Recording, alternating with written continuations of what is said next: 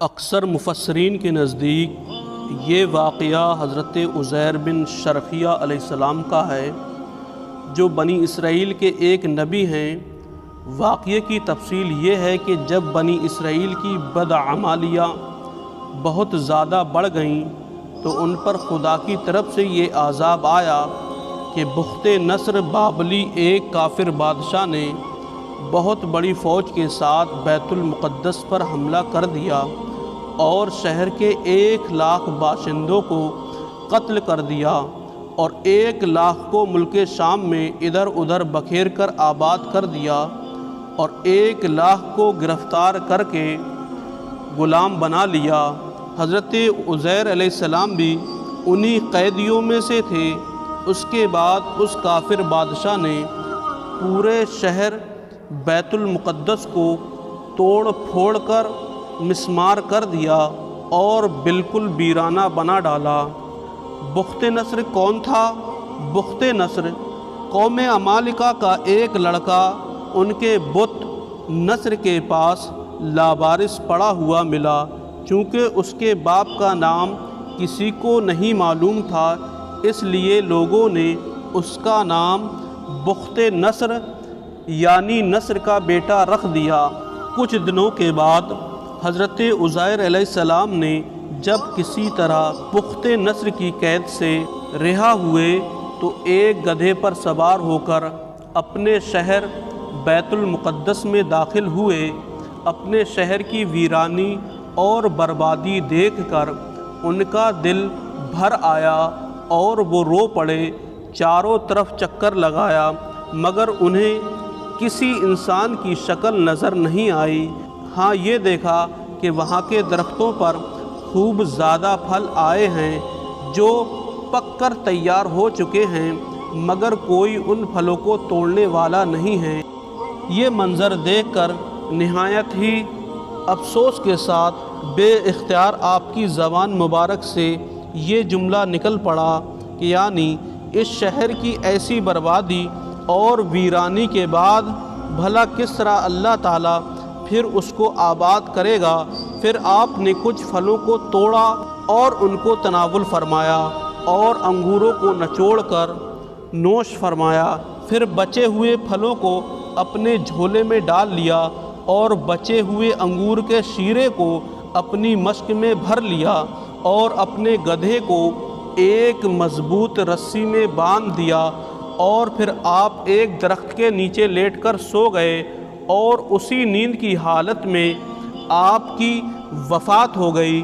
اور اللہ تعالیٰ نے درندوں، پرندوں، چرندوں اور جنوں انسان سب کی آنکھوں سے آپ کو اوجھل کر دیا کہ کوئی آپ کو نہ دیکھ سکا، یہاں تک کہ 70 برس کا زمانہ گزر گیا تو ملک فارس کے بادشاہوں میں سے ایک بادشاہ اپنے لشکر کے ساتھ بیت المقدس کے اس ویرانے میں داخل ہوا اور بہت سے لوگوں کو یہاں لا کر بسایا اور شہر کو پھر دوبارہ آباد کر دیا اور بچے کچے بنی اسرائیل کو جو اطراف و جوانب میں بکھرے ہوئے تھے سب کو بلا بلا کر اس شہر میں آباد کر دیا اور ان لوگوں نے نئی نئی عمارتیں بنا کر اور قسم قسم کے باغات لگا کر اس شہر کو پہلے سے بھی زیادہ خوبصورت اور بارونق بنا دیا۔ جب حضرت عزیر علیہ السلام کو پورے 100 برس وفات کی حالت میں ہو گئے تو اللہ تعالیٰ نے آپ کو زندہ فرمایا تو آپ نے دیکھا کہ گدھا مر کر سڑ کر اس کی سفید سفید گلی سڑی ہڈیاں ادھر ادھر بکھری پڑی ہیں، مگر تھیلے میں رکھے ہوئے پھل اور مشک میں رکھا ہوا انگور کا شیرہ بالکل ہی خراب نہیں ہوا ہے، نہ پھلوں میں کوئی چینجنگ آئی ہے اور نہ شیرے میں کوئی بدبو۔ اور آپ نے یہ بھی دیکھا کہ اب بھی آپ کی داڑھی اور سر کے بال کالے ہی ہیں اور آپ کی عمر وہی 40 برس کی اب بھی ہے۔ آپ حیران ہو کر سوچ و بچار میں پڑے ہوئے تھے کہ آپ پر وحی اتری اور اللہ تعالیٰ نے آپ سے دریافت فرمایا کہ اے عزیر آپ کتنے دنوں تک یہاں رہے؟ تو آپ نے یہ خیال کر کے کہ میں صبح کے وقت سویا تھا اور اب عصر کا وقت ہو گیا۔ یہ جواب دیا کہ میں دن بھر یا دن بھر سے کچھ کم سوتا رہا۔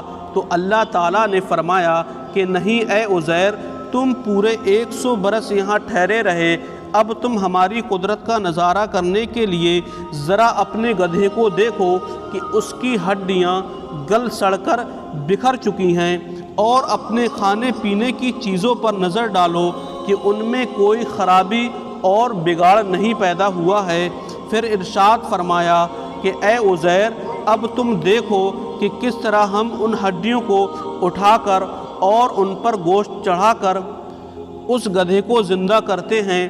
چنانچہ حضرت عزیر علیہ السلام نے دیکھا کہ اچانک ان بکھری ہوئی ہڈیوں میں حرکت پیدا ہوئی اور ایک دم تمام ہڈیاں جمع ہو کر اپنے اپنے جوڑ سے مل کر گدھے کا ڈھانچہ بن گیا، اور لمحہ بھر میں اس ڈھانچے پر گوشت بھی چڑھ گیا اور گدھا زندہ ہو کر اپنی بولی بولنے لگا۔ یہ دیکھ کر حضرت عزیر علیہ السلام نے بلند آواز سے یہ کہا کہ اعلم ان اللہ علی کل شیء قدیر، یعنی میں یقین اور ایمان رکھتا ہوں کہ اللہ تعالی ہر چیز پر قادر ہے۔ اس کے بعد حضرت عزیر علیہ السلام شہر کا دورہ فرماتے ہوئے اس جگہ پہنچ گئے جہاں 100 برس پہلے آپ کا مکان تھا۔ تو نہ کسی نے آپ کو پہچانا نہ آپ نے کسی کو پہچانا۔ ہاں البتہ یہ دیکھا کہ ایک بہت ہی بوڑھی اور اپاہج عورت مکان کے پاس بیٹھی ہوئی ہے، جس نے اپنے بچپن میں حضرت عزیر علیہ السلام کو دیکھا تھا۔ آپ نے اس سے پوچھا کہ کیا یہی عزیر کا مکان ہے؟ تو اس نے کہا جی ہاں۔ پھر بڑھیا نے کہا عزیر کا کیا ذکر ہے؟ ان کو تو 100 برس ہو گئے، وہ بالکل ہی لاپتہ ہو چکے ہیں۔ یہ کہہ کر بڑھیا رونے لگی۔ تو آپ نے فرمایا کہ اے بڑھیا، میں ہی عزیر ہوں۔ تو بڑھیا نے کہا کہ سبحان اللہ، آپ کیسے عزیر ہو سکتے ہیں؟ آپ نے فرمایا کہ اے بڑھیا، مجھ کو اللہ تعالیٰ نے 100 برس مردہ رکھا، پھر مجھ کو زندہ فرما دیا ہے اور میں اپنے گھر آ گیا ہوں۔ تو بڑھیا نے کہا کہ حضرت عزیر تو ایسے باکمال تھے کہ ان کی ہر دعا مقبول ہوتی تھی۔ اگر آپ واقعی حضرت عزیر ہیں تو میرے لیے دعا کر دیجئے کہ میری آنکھوں میں روشنی آ جائے اور میرا فالج اچھا ہو جائے۔ حضرت عزیر علیہ السلام نے دعا کر دی تو بڑھیا اکھیاری بھی ہو گئی اور اس کا فالج بھی اچھا ہو گیا۔ پھر اس نے غور سے آپ کو دیکھا تو پہچان لیا اور بول اٹھی کہ میں شہادت دیتی ہوں کہ آپ یقیناً حضرت عزیر ہی ہیں۔ پھر وہ بڑھیا آپ کو لے کر بنی اسرائیل کے محلے میں گئی۔ اتفاق سے وہ سب لوگ ایک مجلس میں جمع تھے اور اسی مجلس میں آپ کا لڑکا بھی موجود تھا جو 118 برس کا ہو چکا تھا، اور آپ کے چند پوتے بھی تھے جو سب بوڑھے ہو چکے تھے۔ بڑھیا نے مجلس میں شہادت دی اور اعلان کیا کہ اے لوگو، بلا شبہ یہ حضرت عزیر ہی ہیں، مگر کسی نے بڑھیا کی بات کو صحیح نہیں مانا۔ اتنے میں ان کے لڑکے نے کہا کہ میرے باپ کے دونوں کاندھوں کے درمیان ایک کالے رنگ کا مسا تھا جو چاند کی شکل کا تھا۔ چنانچہ آپ نے اپنا کرتا اتار کر دکھایا تو وہ مسا موجود تھا۔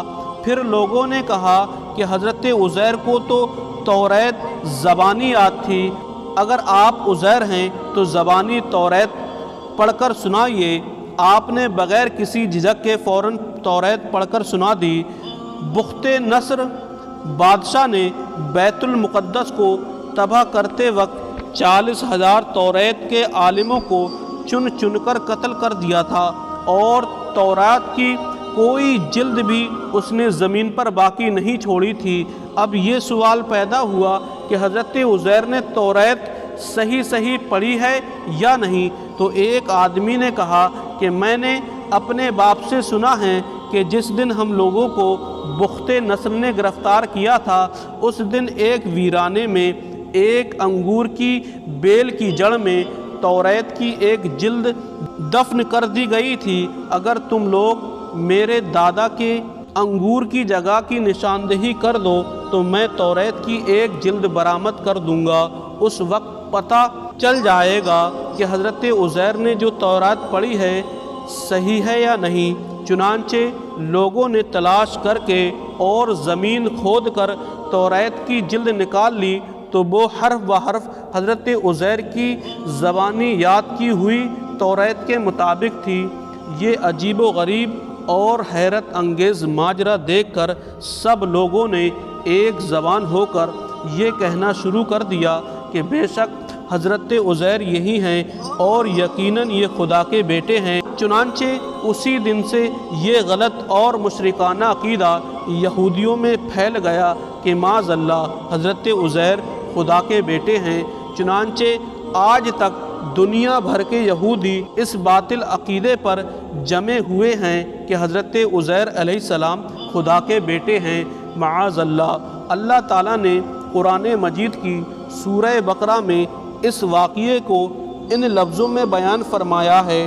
ترجمہ: یا اس یعنی حضرت عزیر کی طرح جو ایک بستی یعنی بیت المقدس پر گزرے اور وہ اپنی چھتوں کے بل ڈھئی پڑی تھیں، تو انہوں نے کہا کہ اس بستی کو اس کی موت کے بعد اللہ کیوں کر جلائے گا؟ تو اللہ تعالیٰ نے انہیں 100 برس تک مردہ رکھا، پھر ان کو زندہ فرمایا۔ اللہ تعالیٰ نے فرمایا کہ تم کتنے دن یہاں ٹھہرے؟ تو انہوں نے کہا کہ دن بھر ٹھہرا ہوں گا یا کچھ کم۔ تو اللہ تعالیٰ نے فرمایا کہ نہیں، آپ تو 100 برس یہاں ٹھہرے، اور آپ اپنے کھانے اور پینے کی چیز کو دیکھ لیجئے کہ وہ سڑی نہیں ہیں، اور اپنے گدھے کو دیکھیے جس کی ہڈیاں تک سلامت نہ رہی۔ اور اس لیے ہوا کہ ہم آپ کو لوگوں کے لیے اللہ کی ایک نشانی بنا دیں، اور ان ہڈیوں کو دیکھو کہ کیوں کر ہم انہیں اٹھان دیتے ہیں پھر انہیں گوشت پہناتے۔ جب یہ معاملہ ان پر ظاہر ہو گیا تو انہوں نے کہا کہ میں خوب جانتا ہوں کہ اللہ سب کچھ کر سکتا ہے۔